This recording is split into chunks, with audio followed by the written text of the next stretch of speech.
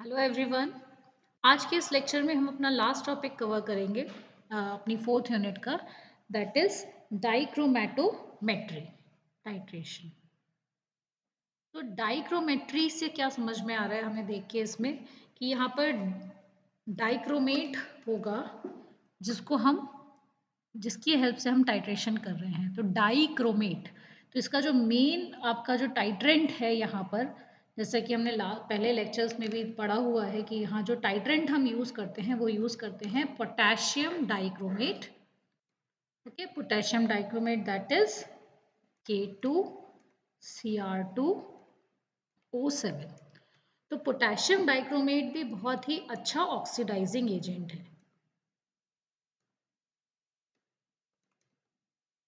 ठीक है, और ऑक्सीडाइजिंग एजेंट है तो डेफिनेटली ये किसी रिड्यूसिंग एजेंट्स को ही ऑक्सीडाइज करेगा।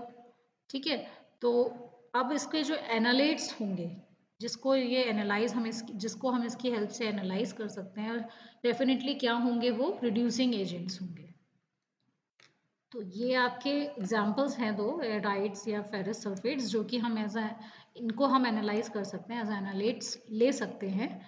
इस डाइक्रोमेट्री टाइट्रेशन की हेल्प से इनको एनालाइज कर सकते हैं। तो ये क्या है, आपके रिड्यूसिंग एजेंट है। ठीक है, एक रिड्यूसिंग एजेंट है तो दूसरा एक ऑक्सीडाइजिंग एजेंट होगा। तो टाइट्रेंट अगर ऑक्सीडाइजिंग एजेंट हो गया तो आपके जो एनालाइट्स हैं वो रिड्यूसिंग एजेंट्स होंगे। ठीक है, अब डाइक्रोमेट्री करने की हमें ज़रूरत क्यों पड़ती है उसकी बात कर लेते हैं। देखिए, अगर मैंने आपको शायद परमैग्नेटोमेट्री का बारे में बताया नहीं है, परमैग्नेट टाइट्रेशन KMnO4 का हम यूज़ जब हम करते हैं तो हमें उसको हम परमैग्नेट टाइट्रेशन कहते हैं। मैंने आपको ऑक्सीडेशन स्टेट्स उसकी बता रखी थी कि ऑक्सीडेशन, अगर आप उसको एसिडिक मीडियम में लेते हो तो क्या ऑक्सीडेशन नंबर होगा, और बेसिक मीडियम में लेते हो या न्यूट्रल सोल्यूशन में लेते हो तो अलग ऑक्सीडेशन नंबर होगा। उसके हिसाब से उसके आप सोल्यूशंस बना सकते हो, क्योंकि उसका जो रेडॉक्स नंबर होगा वो चेंज हो जाएगा, ऑक्सीडेशन नंबर जो होगा हर केस में चेंज हो जाएगा। तो अगर हमें वेराइटी ऑफ टाइट्रेशन करना है कि एसिडिक मीडियम या बेसिक मीडियम में, तब तो हम चलो KMnO4 को ले लेते हैं। लेकिन डाइक्रोमेट्री में हमें एक ये हेल्प मिलती है कि डाइक्रोमेट्री बहुत स्टेबल कंपाउंड्स बनाता है, और यही इसका सबसे बड़ा एडवांटेज है ओवर KMnO4। ठीक है, पर मैग्नेटोमेट्री टाइट्रेशन के कंपेयर में ये बहुत ही अच्छा प्रिसाइज स्टैंडर्ड सोल्यूशन बना सकता है। तो प्रिसाइज सोल्यूशन ये बनाता है पोटेशियम डाइक्रोमेट, इसीलिए इसको हम यूज़ करते हैं।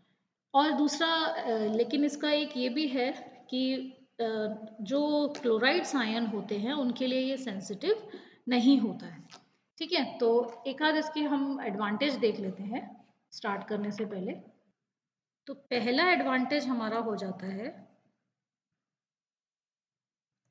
कि अभी जैसा कि मैंने बताया कि ये अवेलेबल होता है प्योर एंड स्टेबल फॉर्म में। दूसरा कि जैसे जिस कंसंट्रेशन का हम आप सोल्यूशन बना रहे हैं, सोल्यूशन स्टैंडर्ड एग्जैक्ट उसी नोन कंसंट्रेशन का बनता है। तो इसके लिए अगर आप लैंग्वेज में लिखना चाहो तो लिख सकते हो, the standard solution of exactly known concentration of K2Cr2O7 can be prepared by weighing out the pure dry crystals salt and dissolving it in a proper volume of water। ठीक है, तीसरा इसका जो एक एडवांटेज है कि ये जो इसका एक्वस सोल्यूशन होता है वो प्रॉपर स्टोरेज अगर हम उसका किए करें तब भी ये स्टेबल होता है। ठीक है, तो ये आपके एडवांटेज हो गए। एक और एडवांटेज है, जैसे कि हमने अभी बात की थी कि पोटेशियम परमैग्नेट जो था एसिडिक मीडियम में भी आप उसे यूज़ कर पा रहे थे और अल्कलाइन मीडियम में भी यूज़ कर पा रहे थे। उसी तरह से एक्वस सोल्यूशन जो इसका होता है, it can be acidic medium में भी यूज़ हो सकता है और as well as alkaline solution भी इसका यूज़ हम कर सकते हैं। एक और इसका एडवांटेज है कि it is a stable towards light. ठीक है, लाइट के लिए जैसे आप देखते हो ना कि बहुत सारे रेडॉक्स टाइट्रेशन में हमारे बहुत सारे ऐसे रिएजेंट्स होते हैं, ऐसे केमिकल्स होते हैं जो लाइट सेंसिटिव ज़्यादा होते हैं।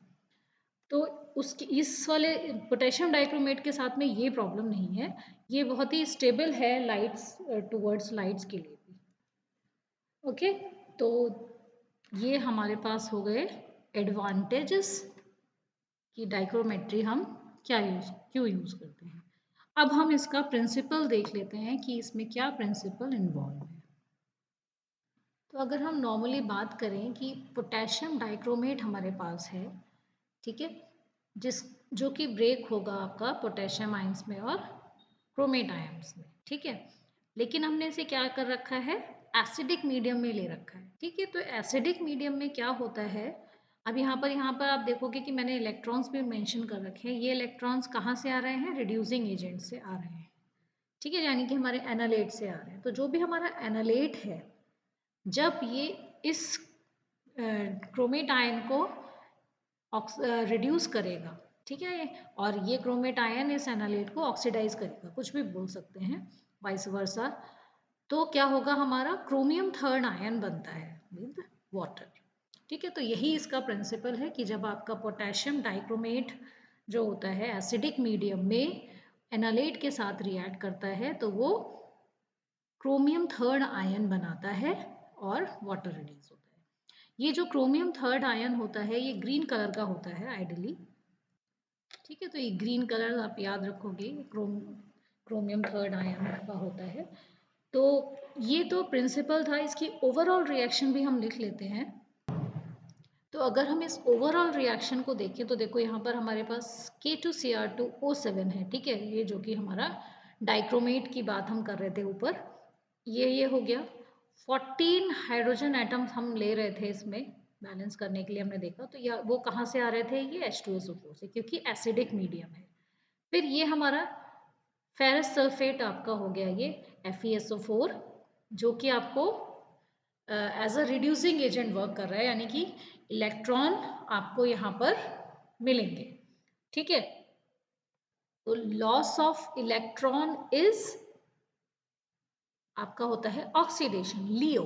ठीक है, and gain of electron is reduction. तो जहां रिडक्शन हो रहा है वहां पर गेन ऑफ इलेक्ट्रॉन होगा, क्योंकि जो ऑक्सीडाइजिंग एजेंट है जो कि ये है K2Cr2O7, ये ऑक्सीडाइजिंग एजेंट, तो ये खुद क्या होगा, रिड्यूस होगा, और रिड्यूस होगा तो इसे क्या चाहिए होगा, गेन ऑफ इलेक्ट्रॉन। वो इलेक्ट्रॉन इसे कहाँ से मिलेंगे, FeSO4 से। ठीक है, तो यहाँ एनालेट हमारा FeSO4 हो गया। तो ये जब आपका रिएक्ट होता है तो आपका बनता है यहाँ पर फेरिक सल्फेट। ठीक है, फेरिक सल्फेट यहाँ आपको दिख रहा है, और यहाँ पर क्या है, क्रोमियम थर्ड आयन बना है ना। ठीक है, तो इसको क्रोमिक एसिड भी कहते हैं। ठीक है, तो क्रोमियम थर्ड जो होता है इससे क्रोमिक एसिड बन रहा है। ओके, तो ये ओवरऑल रिएक्शन है। अब आप इस वाली रिएक्शन में अगर यही चीज़ें पुट करना चाहो तो इसे शॉर्ट में आप ऐसे भी लिख सकते हो, कोई प्रॉब्लम नहीं होगी। जो आपको याद रहता है एग्जाम में आप वो रिएक्शन लिखो, कोई प्रॉब्लम नहीं है। ठीक है, तो ये आप इस तरह से इसको लिख सकते हो Fe+2, क्योंकि ये फेरस से फेरिक में कन्वर्ट हो रहा है। सॉरी, एक हाइड्रोजन आयन भी हम बना देते हैं, जितने हैं हमारे पास 14 हाइड्रोजन आयन्स थे जो कि हमें एसिड से मिल रहे थे। यहाँ हमारी दो मेन चीज़ें बन रही हैं, एक तो फेरस से फेरिक आयन बन रहा है, और क्रोमेट से हमारा ये क्रोमिक एसिड वाला क्रोमियम थर्ड आयन बन रहा है। ठीक है, तो ये दो चीज़ें बन रही हैं। देखिए, अब प्रिंसिपल तो आपका इसमें कवर हो गया, लेकिन अब आप चीज़ को, ये आप रिएक्शन करवा दोगे, लेकिन इस रिएक्शन को डिटेक्ट कैसे करोगे, वही टाइट्रेशन। ठीक है, तो अब हम स्टेप बाय स्टेप देखेंगे कि ये टाइट्रेशन जो हम कर रहे हैं ये कैरीड आउट कैसे करें, और एंड पॉइंट में इन आयंस को कैसे डिटेक्ट करें, या फिर क्या हम मेथड यूज़ करेंगे कि हमें पता चल जाए कि ये फेरस से फेरिक बन चुका है और हमारा क्रोमियम थर्ड आयन बन चुका है। ठीक है, तो स्टेप बाय स्टेप देखते हैं। सबसे पहले हम K2Cr2O7 बना लेंगे 0.1 नॉर्मल, क्योंकि हमें पता है जो K2Cr2O7 अभी हम बात कर रहे हैं पोटेशियम डाइक्रोमेट की, वो क्या है, प्राइमरी स्टैंडर्ड है।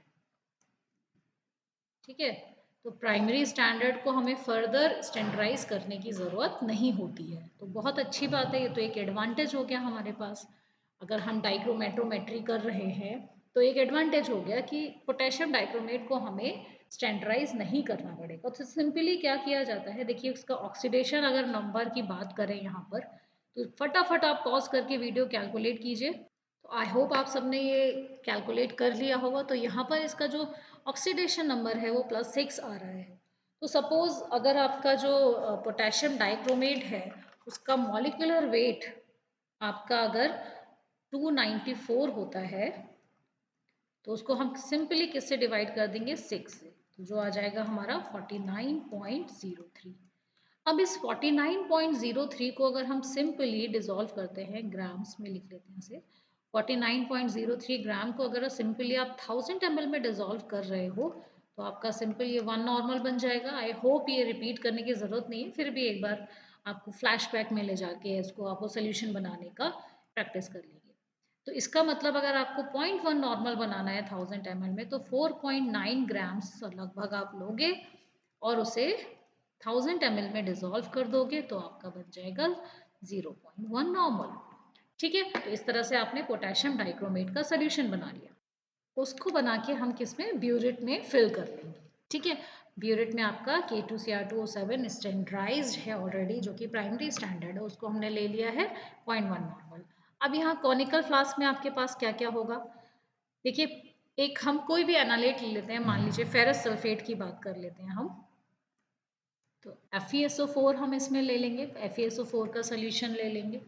ठीक है, तो इसको बनाना कैसे है, सिंपली इसमें करा क्या जाता है कि 50 ml of 0.1 molar ferrous ammonium sulphate लिया है, इसमें 20 ml of sulphuric acid add कर लिया है and 0.5 ml of N phenyl anthranilic acid indicator add किया है। ठीक है, इसमें देखो इंडिकेटर हम कोई सा भी ले सकते हैं, एक्सटर्नल भी ले सकते हैं और इंटरनल भी ले सकते हैं। तो मैं एक बार आपको दोनों तरीके से बता दूंगी कि इंटरनल इंडिकेटर लेंगे तो क्या होगा और एक्सटर्नल इंडिकेटर लेंगे तो क्या होगा। तो इंडिकेटर लिख लेते हैं फिलहाल। ठीक है, तो एंड पॉइंट हम यहाँ डिस्कस कर लेंगे, अगर इंटरनल होगा या एक्सटर्नल होगा तो वो किस तरह होगा। फिलहाल हमने क्या किया है, यहाँ पर अपना एनालेट ले लिया है और इंडिकेटर इंटरनल या तो लेंगे या एक्सटर्नल। ठीक है, तो होता क्या है, आपका जो एंड पॉइंट है यहाँ पर वो डिटेक्ट हो रहा है on the basis of indicator we have taken. ठीक है, तो हमने कौन सा इंडिकेटर लिया है उस पे आपका एंड पॉइंट डिटेक्ट होना निर्भर करता है कि किस तरह से हम एंड पॉइंट को डिटेक्ट कर रहे हैं। तो ये जो आपका सोल्यूशन आपने बनाया है सैंपल का, वो देख लेते हैं। तो अभी मैंने जितना भी अमाउंट बोला थोड़ी देर के लिए उसे भूल जाइए, कितना ml लिया ये लिया। पहले आप ये देखिए हमने क्या लिया है। हमने सबसे पहले लिया था फेरस अमोनियम सल्फेट, मैंने बोला था ना फेरस अमोनियम सल्फेट, जिसको कि हम मोहर साल्ट भी कहते हैं। अगर आप इसकी बात करो तो ये होता है FeSO4 NH4 अमोनियम की वजह से सल्फेट, जिसमें कि हमारा वाटर मॉलिक्यूल भी है। तो ये इसका मोहर साल्ट कहलाता है, जो कि एक डबल सॉल्ट है, देख रहे हो ना, डबल सॉल्ट होता है। तो एक अमोनियम सॉल्ट है इसमें और एक फेरस सॉल्ट है। ठीक है, तो हमने ये इसीलिए ले लेते हैं क्योंकि ये बहुत स्टेबल होता है और अच्छे रिजल्ट्स हमें मिल जाते हैं इससे। तो इसलिए हम एज अ सैम्पल, अगर हम इसको एक बार टेस्ट करके देखना चाहें तो हम एज अ सैम्पल इसे ले सकते हैं। वैसे अगर आप बात करो एनालेट की, सैम्पल की, ये जो आप सैम्पल ले रहे हो तो वो तो कुछ भी हो सकता है। ठीक है, वो कुछ भी है क्योंकि एनालेट तो एनालेट है। आप फेरस सल्फेट ले रहे हो तो किस टाइप का फेरस सल्फेट आपको सैंपल के रूप में मिल रहा है, this is not under your control.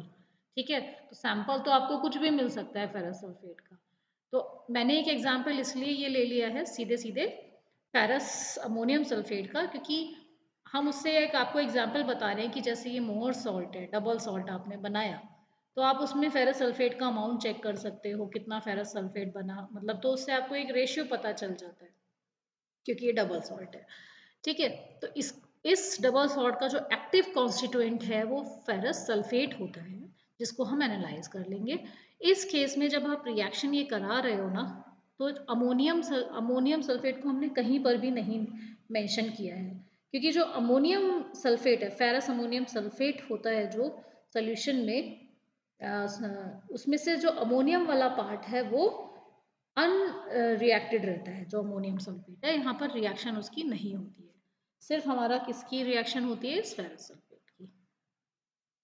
तो इसका हम क्या करते हैं, सिंपली सोल्यूशन बना लेते हैं और एसिडिक सोल्यूशन बना लेंगे, जिससे कि हमारी जो टाइट्रेशन वाली रिएक्शन है वो इजीली हम करीड आउट कर पाएँ। क्योंकि हमें देखो यहाँ पर हमने क्या बनाया है, सिर्फ K2Cr2O7 बनाया है। अब हमें एसिडिक मीडियम चाहिए, तो एसिडिक मीडियम इसको हम यहाँ प्रोवाइड कर देंगे। तो इसीलिए हमें इसमें क्या ऐड करना पड़ेगा, एसिड ऐड करना पड़ेगा। अब बात आती है कि हम इसको कौन से टाइप के इंडिकेटर से यूज करके टाइट्रेट कर रहे हैं।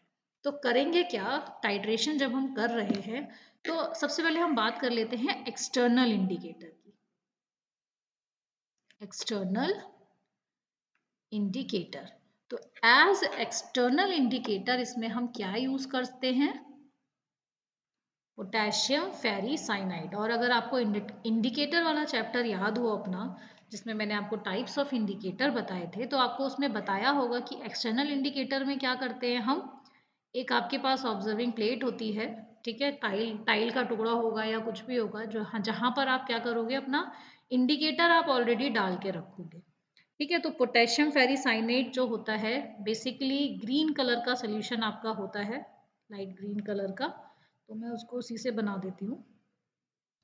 तो शुरुआत में क्या होता है, जब आपने यहाँ पर पोटेशियम फेरीसाइनाइड इसमें डाल रखा है, ठीक है, तो अभी बिफोर स्टार्टिंग योर टाइट्रेशन, आप अगर K2Cr2 डालने से पहले आप इसमें से एक ड्रॉप निकाल के अगर यहाँ पर ऐड करोगे, तो देखो इसमें इस समय क्या प्रेजेंट है, FeSO4 यानी फेरस आयन प्रेजेंट है ना, Fe+2 प्रेजेंट है, FeSO4 हम बात कर रहे हैं, पूरा ये प्रेजेंट है वैसे तो, ठीक है, फेरस अमोनियम सल्फेट, लेकिन हमारा जो एक्टिव कॉन्स्टिट्यूएंट है वो इसके अंदर फेरस सल्फेट है। ठीक है, तो फेरस सल्फेट यानी फेरस आयन, फेरस आयन यानी Fe+2।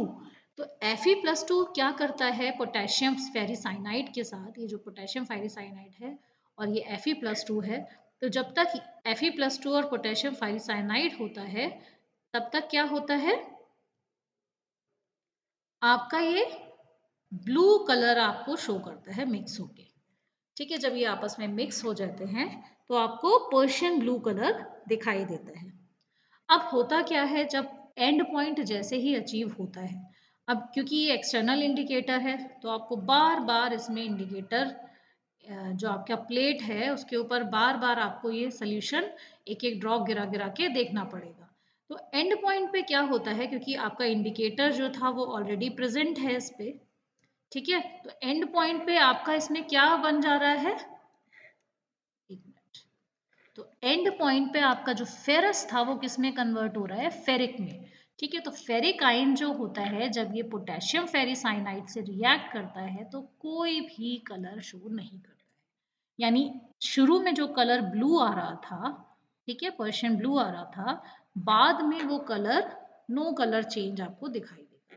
तो यहाँ पर अगर आपने रिएक्शन मिक्सचर कह लो इसको, इस जो आप इसमें से निकाल रहे हो, ठीक है, तो एट द एंड पॉइंट जो आपका फेरिक आयन है वो इससे रिएक्ट करके नो कलर चेंज। तो जब आपको ऐसा दिखने लग जाएगा ड्रॉप डालते डालते, तब आप वहाँ रिएक्शन रोक देंगे, यानी कि आपका एंड पॉइंट जो है वो अचीव हो चुका है। ठीक है, तो इस तरह से आप एक्सटर्नल इंडिकेटर का यूज कर रहे हैं। अब हम बात करते हैं एक किसी इंटरनल इंडिकेटर की। तो पहला जो इंटरनल इंडिकेटर की हम बात करते हैं वो कर लेते हैं डाइफिनाइल अमीन की। तो यहाँ पर हम क्या कर रहे हैं, डाइफिनाइल अमीन को डायरेक्टली इसके अंदर ऐड कर देते हैं।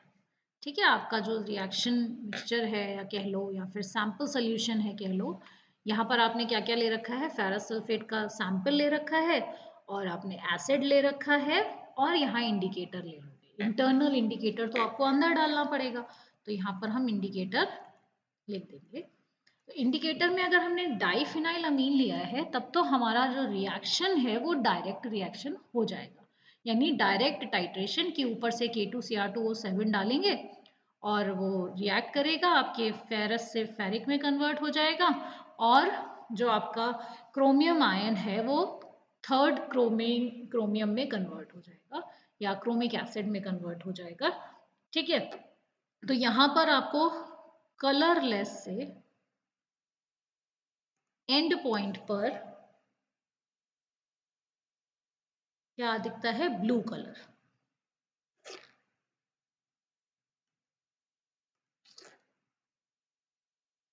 Colourless to blue colour.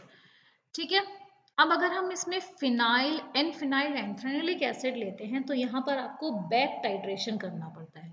तो बैक टाइट्रेशन में आप क्या करोगे कि excess amount of ferrous sulphate ले लोगे। तो फेरस सल्फेट से क्रोमियम आपका ये जो रिएक्ट कर जाएगा, chromic sorry dichromium sodium dichrome potassium dichromate react कर जाएगा और आपका थर्ड क्रोमियम आयन बनेगा और फेरिक आयन बनेगा। तो ये जो एक्सेस अमाउंट आपका जो आयरन बचेगा इसमें, फेरस आयन जो आपका बचेगा वो आपके इसमें इंडिकेटर से रिएक्ट कर जाएगा और कलर चेंज हो जाएगा ग्रीन टू पर्पल। तो यहाँ पर आप लिख सकते हो ग्रीन टू पर्पल।